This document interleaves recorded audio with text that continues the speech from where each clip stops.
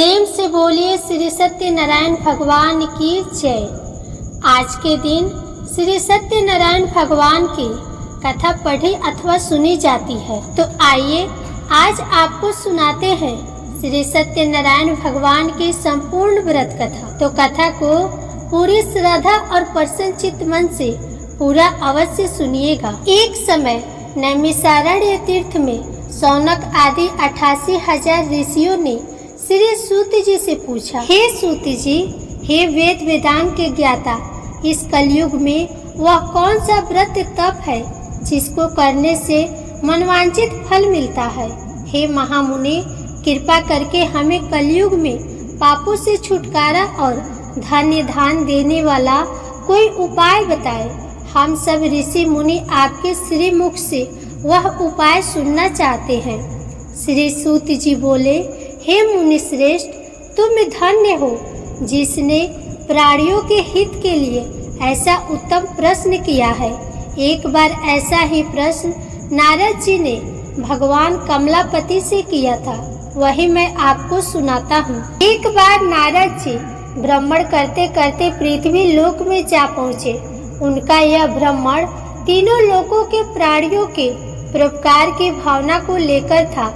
पृथ्वी लोक में जाकर उन्होंने देखा कि वहाँ लोग तरह तरह के कष्ट भोग रहे हैं। वे बार बार मृत्यु को प्राप्त होते हैं और हर बार विभिन्न योनियों में जन्म लेकर अपने कर्मों का फल भोगते हैं। उन सभी दुखी प्राणियों को देखकर नारद सोचने लगे कि इनका कष्ट किस प्रकार दूर हो, किस प्रकार इन्हें इन दुखों से मुक्ति मिले। यही सब सोचते सोचते वह विष्णु लोक में आ गए। वहाँ 4 भुजा भगवान विष्णु शेष शैया पर विराजे हुए थे। वे शंख चक्र गदा व कमल अपने हाथों में धारण किए हुए थे। उनके गले में वनमाला पड़ी थी। नारद जी ने मुग्ध भाव से उन्हें देखा, फिर बोले, हे श्री हरि, मन और वाणी से परे हे अनंत शक्तिधारी, मैं आपको प्रणाम करता हूँ। हे प्रभु, आपका न आदि है, न मध्य है और न अंत है। आप इससे सर्वथा मुक्त है। हे सर्व आत्मा के आदिकरण, मैं आपको नमस्कार करता हूँ। नारद जी की स्तुति सुनकर भगवान विष्णु ने मुस्कुराकर पूछा, हे नारद, तुम्हारे मन में अवश्य ही कोई ऐसी बात है जिसके कारण तुम यहाँ आए हो। तुम्हारे मन में क्या है, मुझे सब कुछ बताओ। भगवान के ऐसे वचन सुनकर नारद जी ने कहा, प्रभु, मृत्यु लोक के सभी प्राणी अपने पाप कर्मों के कारण बार बार विभिन्न योनियों में जन्म लेकर कष्ट भोग रहे हैं। हे भगवान, यदि आप मुझ पर कृपा रखते हैं तो इन प्राणियों के दुख दूर करने का कोई सुगम एवं छोटा उपाय बताए। भगवान श्री विष्णु बोले, हे नारद, तुम हमेशा सबका हित चाहते हो। तुम साधु हो, प्राणियों के कल्याण के लिए यह तुमने बड़ा ही उत्तम प्रश्न किया है। मैं तुम्हें बताता हूँ कि किस व्रत को करने से व्यक्ति मोह से छूट जाता है। हे नारद, जो व्रत मैं तुम्हें बताने जा रहा हूँ वह स्वर्ग और मृत्यु लोक दोनों में दुर्लभ है, किंतु तुम्हारे स्नेह के कारण मैं तुम्हें इस व्रत का पूरा विधि विधान बताता हूँ। हे नारद, भगवान सत्यनारायण का विधि पूर्वक व्रत करने से तत्काल ही सुख प्राप्त होता है और अंत में प्राणी मोक्ष का अधिकारी हो जाता है। श्री विष्णु के मुख से ऐसे प्रीति युक्त वचन सुनकर नारद जी ने पूछा, प्रभु, इस व्रत के करने से क्या फल प्राप्त होता है, इसकी विधि और समय क्या है तथा इसे पहले किस किस ने किया है, कृपा कर यह सभी विस्तार पूर्वक बताए। श्री विष्णु भगवान ने कहा, हे नारद, यह व्रत दुख और शोक को दूर करने वाला है। इससे धन्य धान में वृद्धि होती है तथा सौभाग्य व संतान की प्राप्ति होती है। प्राणी को चारों दिशाओं में विजय श्री दिलाने वाले इस व्रत को व्यक्ति किसी भी दिन पूर्ण श्रद्धा व भक्ति से कर सकता है। संयम काल धर्म में पूरी आस्था रखते हुए बंधु बांधवों सहित किसी ब्राह्मण के सहयोग से भगवान श्री सत्यनारायण जी का पूजन करना चाहिए। सवाए प्रसाद बनाना चाहिए।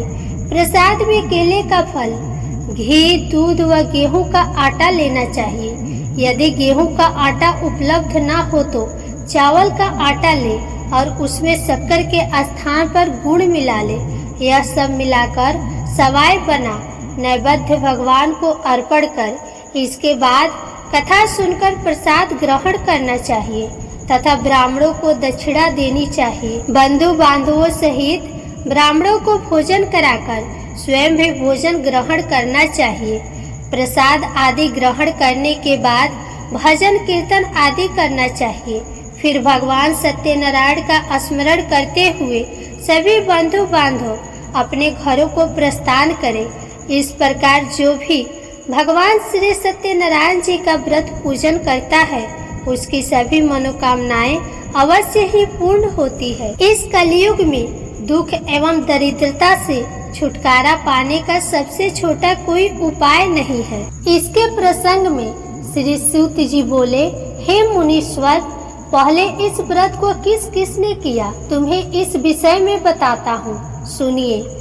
बहुत ही रमणीय स्थल काशीपुरी में एक बड़ा ही निर्धन ब्राह्मण रहता था। वह भूख प्यास से दुखी यहाँ वहाँ भटक भिक्षा मांगकर अपना पेट भरता था। इस ब्राह्मण को दुखी देखकर ब्राह्मणों से प्यार करने वाले भगवान विष्णु बड़े व्यथित हुए। फिर एक दिन वे बूढ़े ब्राह्मण का वेश धारण कर पृथ्वी पर आकर उस ब्राह्मण से बोले, हे विप्रवर, तुम इतने दुखी होकर इस पृथ्वी पर क्यों भटक रहे हो? कृपा कर मुझको अपनी विपदा बताओ। ब्राह्मण बोला, हे बंधु, मैं अत्यंत ही निर्धन और दुखी हूँ। क्या आप इस निर्धनता से मुक्त होने का कोई उपाय जानते हैं? यदि जानते हैं तो कृपा कर मुझको बताएं। मैं वह उपाय अवश्य ही करूँगा ताकि मुझे इस कष्टपूर्ण जीवन से मुक्ति मिले। बूढ़े ब्राह्मण ने कहा, सत्यनारायण स्वरूप भगवान विष्णु सबको मनचाहा फल देने वाले हैं। अतः हे विप्रवर, तुम उन्हीं का उत्तम व्रत व पूजन करो। भगवान सत्यनारायण का व्रत व पूजन करने से मनुष्य के सब दुख दूर हो जाते हैं। हे भगवान, गरीब ब्राह्मण ने कहा, कृपया मुझे इस व्रत का विधि विधान बताएं। आपके अनुसार मैं उत्तम फल प्रदान करने वाले इस व्रत को अवश्य ही करूँगा। बूढ़े ब्राह्मण वेशधारी भगवान विष्णु ने उसे सत्यदेव भगवान के व्रत पूजन का विधान बताया और अंतर्ध्यान हो गए। निर्धन ब्राह्मण ने मन ही मन में संकल्प लिया कि वह बूढ़े ब्राह्मण द्वारा बताया गया व्रत अवश्य करेगा। इन्हीं विचारों के कारण उसे रात भर नींद नहीं आई। दूसरे दिन वह इस संकल्प के साथ भिक्षाटन के लिए निकला कि आज जो कुछ भी भिक्षा में मिलेगा उससे मैं सत्यनारायण जी का व्रत पूजन करूंगा। उस दिन उसे भिक्षा में काफी द्रव्य प्राप्त हुआ। उसी से उस ब्राह्मण ने अपनी बंधु बांधवों सहित श्री सत्यनारायण भगवान का व्रत किया। व्रत के प्रभाव और भगवान सत्यदेव की कृपा से वह संपत्तिवान हो गया। तब से उस ब्राह्मण ने प्रति माह व्रत रखना आरंभ कर दिया और अंत में सब पापों से मुक्त हो मोक्ष को प्राप्त हुआ। हे विप्रो, इस प्रकार पृथ्वी पर जो कोई भी श्रद्धा पूर्वक इस व्रत को करेगा उसके सभी दुख दूर होंगे। श्रीमन नारायण जी ने यही वचन नारद जी से कहे थे। अब आप लोग बताइए कि और क्या जानने की इच्छा है। तब ऋषि गणों ने पूछा, हे सूत जी, अब यह बताए कि आगे चलकर ब्राह्मण के बाद किस किस ने इस व्रत को किया, यह जानने की हमारी प्रबल इच्छा है। सूत जी बोले, उस ब्राह्मण से सुनकर आगे यह व्रत किन किन लोगों ने किया यह भी ध्यान पूर्वक सुनो। वह ब्राह्मण धन्य धान से भरपूर होकर एक बार व्रत कर रहा था कि एक लकड़हारा वहां आया। लकड़ी का बोझ बाहर रखकर वह प्यास बुझाने के उद्देश्य से ब्राह्मण के घर में गया। वहां उसने ब्राह्मण को देखा जो अपने बंधु बांधवों सहित भगवान श्री सत्यनारायण का व्रत और पूजन कर रहा था। वह सब देख लकड़हारे को बड़ी उत्सुकता हुई। उसने ब्राह्मण को प्रणाम करके पूछा, हे प्रभु, हे ब्राह्मण देव, आप यह किसका पूजन कर रहे हैं और इस पूजन का क्या फल मिलता है? कृपा कर विस्तार पूर्वक मुझे बताएं। ब्राह्मण बोला, हे भाई लकड़हारे, यह हम भगवान सत्यनारायण का व्रत और पूजन कर रहे हैं। सत्यदेव भगवान का यह व्रत सभी मनोरथों को सिद्ध करने वाला और शुभ फलदायी है। उन्हीं की कृपा से मेरे घर में यह सब धन्य धान और सुख वैभव है। यह जानकर लकड़हारा बहुत प्रसन्न हुआ। वह प्रसाद ग्रहण करके तथा जल पीकर बाहर आया और अपना गट्ठर उठाकर लकड़ी बेचने के लिए शहर को चल दिया। रास्ते में चलते चलते उसने सोचा कि आज यह लकड़ियों को बेचकर जो भी धन प्राप्त होगा उससे मैं भी भगवान सत्यनारायण का व्रत और पूजन करूंगा। यह संकल्प कर वह उसी बस्ती की ओर चल दिया जहां नगर के अमीर लोग रहते थे। भगवान सत्यनारायण की ऐसी कृपा हुई कि उस दिन उसे लकड़ियों के दुगुने दाम प्राप्त हुए। लकड़हारे ने प्रसन्न होकर पके केले, शक्कर, घी, दूध और गेहूं का आटा सवाया बनवाकर खरीद लिया और अपने घर की ओर चल पड़ा। लकड़हारे ने अपने भाई बंधुओं सहित विधि पूर्वक भगवान का पूजन व्रत किया। व्रत के प्रभाव से वह पुत्रवान और धनवान बन गया। फिर इस लोक में चिरकाल तक सुख भोग कर अंत में भगवान सत्यनारायण की कृपा से उनके लोक में चला गया। सूत जी बोले, हे मुनियों, अब मैं इससे आगे की कथा सुनाता हूँ, ध्यान पूर्वक सुनो। पूर्व काल में उल्का मुख नाम का एक बुद्धिमान राजा था। वह बड़ा ही जितेंद्र एवं सत्यवादी था। वह नित्य प्रति मंदिरों आदि में जाकर ब्राह्मणों को दान दक्षिणा देकर प्रसन्न रखता था। उसकी रानी बड़ी पतिव्रता और सुमुखी थी। एक बार वे राजा रानी भद्रशिला नदी के तट पर भगवान सत्यनारायण का व्रत कर रहे थे। उसी समय साधु नामक एक वैश्य धन्य धान से भरी अपनी नौका लेकर वहां पहुंचा। साधु वैश्य ने नाव को किनारे पर लगाकर व्रत पूजन में व्यस्त राजा रानी को देखा। फिर उनके निकट जाकर विनय पूर्वक राजा से बोला, हे राजन, आप इतने भक्ति से यह किस देवता का पूजन कर रहे हैं?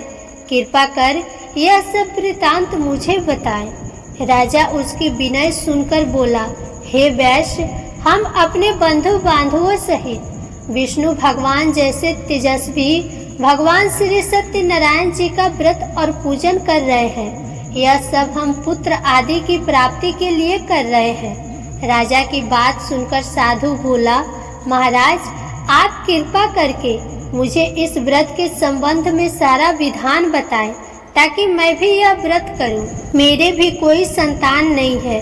क्या इस व्रत के प्रभाव से मेरे संतान हो जाएगी? अवश्य होगी वैश्य। भगवान सत्यदेव किसी को भी निराश नहीं करते। यह कहकर राजा ने उसे व्रत से संबंधित पूरा विधि विधान बता दिया। सब कुछ जान लेने के बाद वैश्य खुशी खुशी अपने घर चल दिया। घर पहुंचकर उसने अपनी पत्नी लीलावती को सब कुछ बताया। फिर बोला, यदि हमारे घर संतान हुई तो हम भी सत्यनारायण भगवान का व्रत करेंगे। उसकी पत्नी यह सुनकर बहुत प्रसन्न हुई। इस प्रकार दिन गुजरने लगे और कुछ समय बाद लीलावती गर्भवती हो गई। 10वें माह में उसने एक कन्या को जन्म दिया। यह कन्या चंद्र की कला की भांति दिनों दिन बढ़ने लगी। इस कन्या का नाम कलावती रखा गया। एक दिन लीलावती ने अपने पति से कहा, स्वामी, आपने कहा था कि जब हमारे संतान उत्पन्न हो जाएगी तब आप भगवान सत्यनारायण का व्रत व पूजन करेंगे। अब आप अपने संकल्प के अनुसार यह कार्य क्यों नहीं करते? साधु बोला, प्रिय, हम कन्या के विवाह के समय यह व्रत कर लेंगे। इसके बाद वैश्य पुनः अपने काम से दूसरे नगर को चला गया।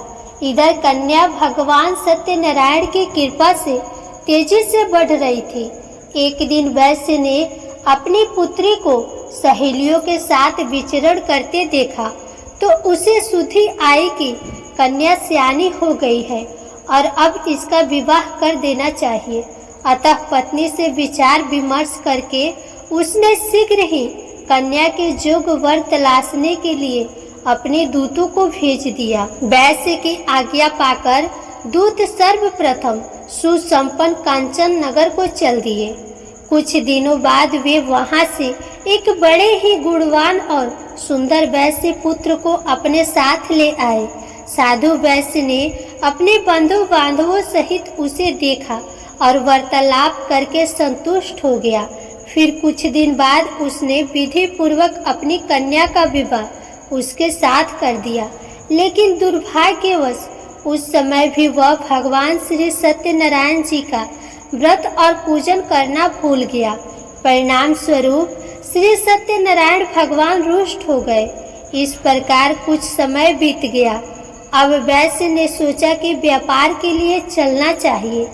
अपने कार्य के प्रति वह सदा ही सचेत रहता था, अतः अपने जमाता को लेकर वह व्यापार के लिए चल दिया। इस बार वह समुद्र के समीप रतनसार नामक सुंदर और संपन्न नगर को गया।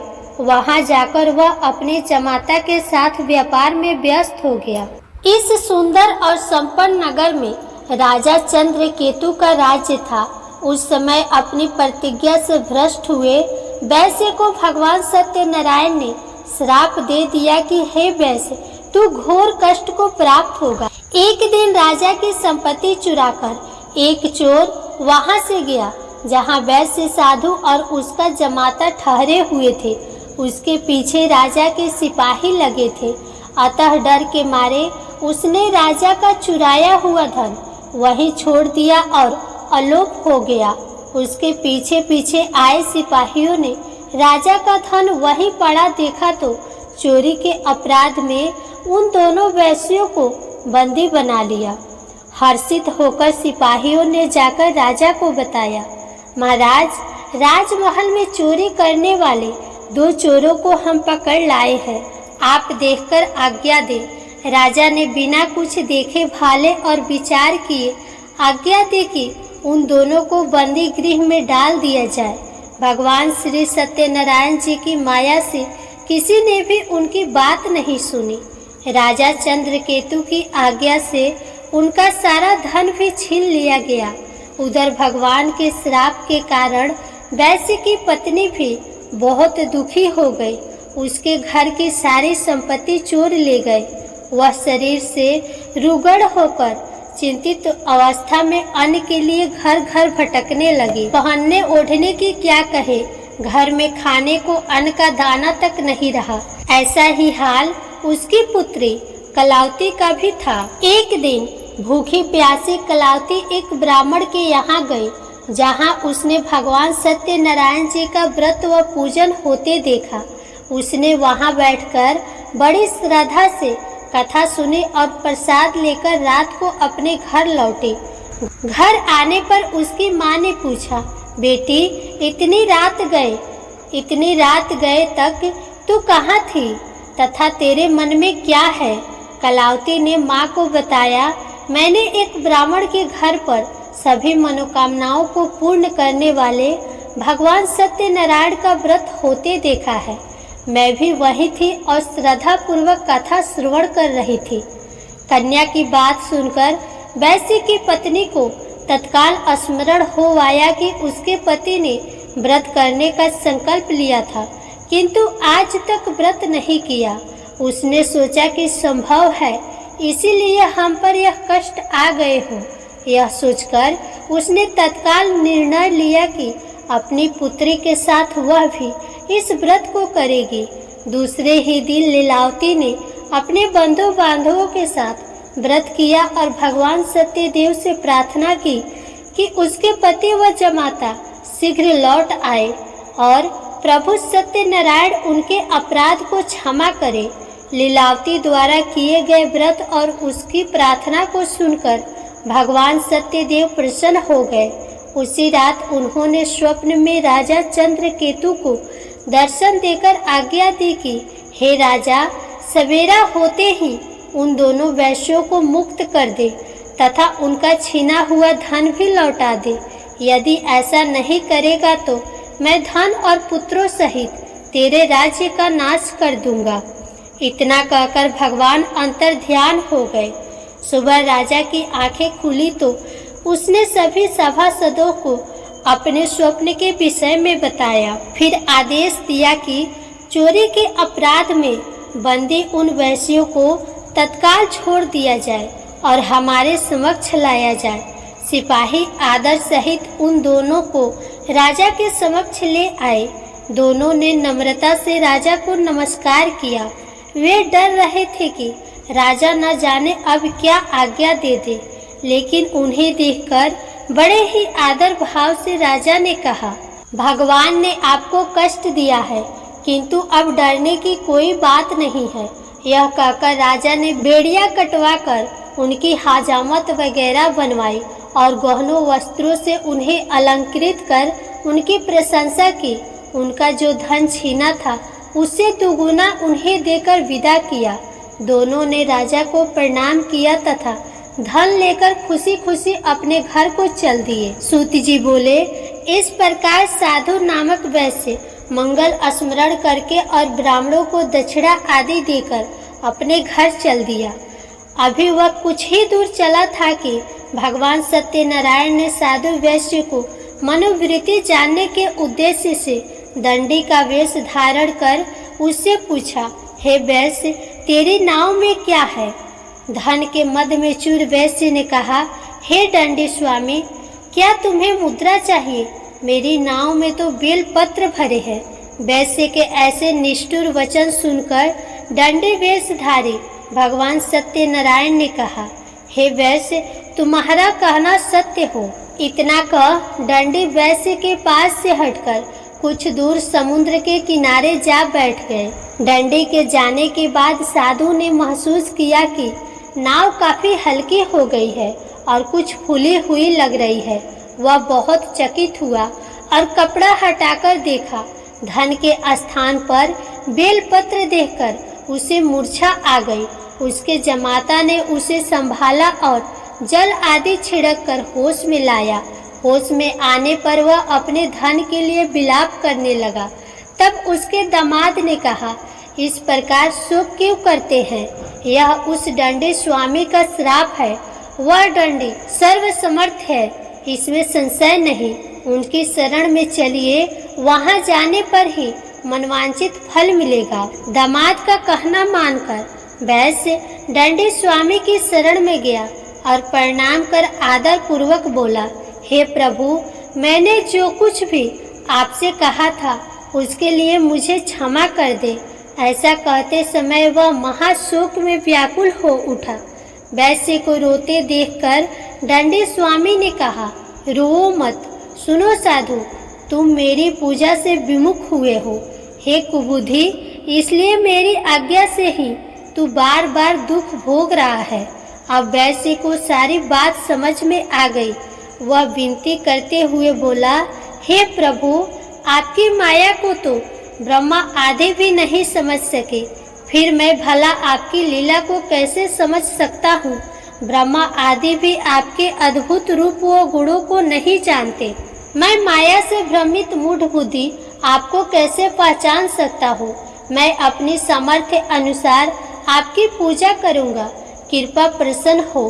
हे प्रभु, मेरा धन जैसा पहले था वैसा ही कर दे। मैं आपकी शरण में हूँ, मेरी रक्षा करे। वैश्य के ऐसे भक्ति युक्त वचनों को सुनकर भगवान सत्यनारायण प्रसन्न हुए और वैश्य को मन चाहा वर देकर अंतर्ध्यान हो गए। तब वैश्य अपनी नाव पर आया तो उसने उसे धन से भरा पाया। वह बोला, भगवान सत्यदेव की कृपा से मेरी मनोकामना पूर्ण हुई है। फिर उसने अपने जमाता और साथियों सहित भगवान सत्यनारायण की पूजा की। भगवान सत्यदेव की कृपा पाकर साधु बहुत प्रसन्न हुआ। फिर नाव द्वारा अपने देश को चल दिया। अपने नगर के तट पर पहुंचकर उसने एक दूत को अपने घर भेजा। दूत ने साधु वैश्य के घर जाकर बताया कि आपके पति और जमाता सकुशल लौट आए हैं। यह जानकर वैश्य की पत्नी लीलावती अति प्रसन्न हुई। उस समय वह अपनी पुत्री के साथ भगवान सत्यनारायण की कथा व पूजन कर रही थी। कथा समाप्त कर उसने प्रसाद ग्रहण किया और अपनी पुत्री से बोली, बेटी, मैं जाकर तेरे पिता को देखती हूँ, तू प्रसाद आदि ग्रहण करके आ जाना। कहकर वह चली गई। कन्या ने काम समाप्त किया और बिना प्रसाद व चरना अमृत ग्रहण किए वह भी अपने पति से मिलने चल दी। प्रसाद ग्रहण न करके वह पति के पास पहुंची। इस प्रकार प्रसाद का अपमान करते देख भगवान सत्यदेव रुष्ट हो गए। उन्होंने उसके पति तथा धन से भरी नाव को जल में डुबो दिया। यह देखकर कन्या को बड़ा दुख हुआ और वह चक्कर खाकर भूमि पर गिर पड़ी। नाव को डूबते तथा कन्या को मूर्छित देखकर साधु को बड़ा आश्चर्य हुआ। मल्लाह भी अचरज करने लगे। लीलावती बेटी की ऐसी हालत देखकर बड़ी व्याकुल हुई और अपने पति से बोली, हे स्वामी, नाव सहित जमाता कहाँ और कैसे गायब हो गए? मुझे तो लगता है कि यह अवश्य ही किसी देवता का कोप है। आखिर भगवान सत्यनारायण की लीला को कौन समझ सका है? यह कहकर वह पुत्री के साथ विलाप करने लगी। उसकी पुत्री ने कहा कि वह भी अपने पति के वियोग में यही जल समाधि ले लेगी। यह देखकर वैश्य बहुत दुखी हुआ। उसे समझते देर नहीं लगी कि यह सब भगवान सत्यदेव के कुपित हो जाने के कारण हुआ है।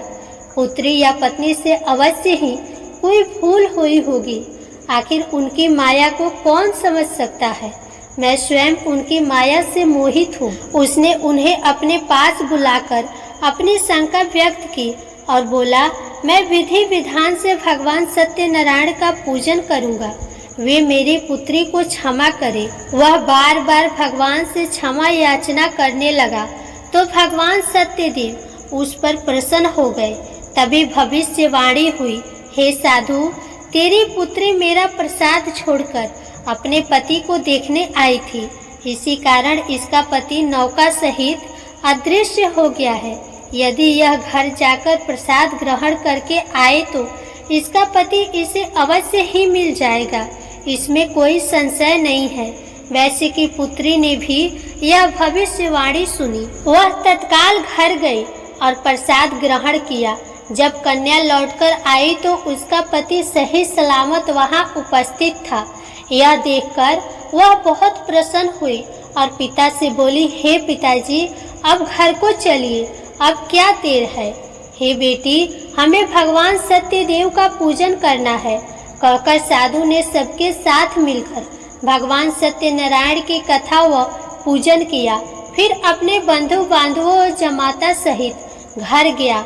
उस दिन के बाद से वह प्रत्येक पूर्णिमा व संक्रांति को भगवान सत्यनारायण का पूजन करते हुए अनेक सुख भोगता हुआ अंत में भगवान सत्यनारायण के वैकुंठ लोक को चला गया, जो देवताओं के लिए भी दुर्लभ है तथा जहाँ सत्य, रज, तम तीनों गुण अप्रभावी रहते हैं। सूत जी ने कहा, हे मुनिगणों, सुनो, अब मैं तुम्हें इससे आगे की कथा सुनाता हूँ। तुंगध्वज नामक एक राजा था जो अपनी प्रजा का संतान की भांति पालन करता था, किंतु भगवान सत्यनारायण का प्रसाद न लेने से उसे भी बहुत दुख उठाने पड़े थे। एक दिन राजा शिकार खेलने के लिए वन में गया, जहां उसने बहुत से जीवों का शिकार किया। वहीं एक वट वृक्ष के नीचे उसने कुछ ग्वालों को भगवान सत्यनारायण का पूजन करते देखा, किंतु गर्व के कारण न तो वह पूजन स्थल तक गया और न ही भगवान को प्रणाम किया। फिर भी गोप ग्वाले प्रसाद लेकर राजा के पास गए। प्रसाद राजा के समीप रखकर वे पूजन स्थल को लौट गए। राजा ने प्रसाद की ओर देखा भी नहीं, जिसके कारण उसे बड़ा ही दुख भोगना पड़ा।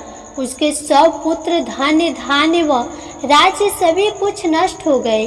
अतः राजा वहीं पहुंचा जहां भगवान सत्यदेव का पूजन हो रहा था। वहां जाकर राजा ने ग्वाल वालों के संग भगवान सत्यनारायण का पूजन किया और क्षमा याचना की। इससे भगवान सत्यनारायण प्रसन्न हो गए। उनकी कृपा से उसे पुत्र आदि सब कुछ पुनः प्राप्त हो गया। फिर इस जीवन में सुख भोग कर अंत में वह सत्यनारायण भगवान के लोक को चला गया। इस परम दुर्लभ सत्यनारायण व्रत को जो भी धारण करता है और इसकी फलदायी कथा को भक्ति पूर्वक सुनता है, उसे श्री सत्यनारायण की कृपा से भरपूर धन्य धान आदि प्राप्त होते हैं। दरिद्र धन पाते हैं, बंदी बंधुओं से मुक्त हो जाते हैं, भयग्रस्त का भय मिट जाता है। यह निस्संदेह सत्य है। इस कथा व व्रत के प्रभाव से व्यक्ति जीवन भर सुख भोग कर अंत में सत्य लोक को पाता है। हे विप्रो, यह मैंने सत्यनारायण व्रत की कथा कही। इसके प्रभाव से व्यक्ति सब बंधनों से मुक्त हो जाता है। यह व्रत पूजन कलयुग में विशेष फलदायी है। भगवान सत्यनारायण अलग अलग समय में अलग अलग रूप धारण करके अपने भक्तों को सुख पहुंचाते हैं। कोई उन्हें काल कहता है, कोई ईश्वर, कोई सत्यदेव तो कोई सत्यनारायण। अनेक रूप धरकर वे भी मनचाहा फल देने वाले हैं। कलयुग में सत्य व्रत रूपी सनातन सत्यनारायण ही होंगे। सभी को मनचाहा फल देने के लिए भगवान विष्णु ने सत्यनारायण का रूप धर लिया है।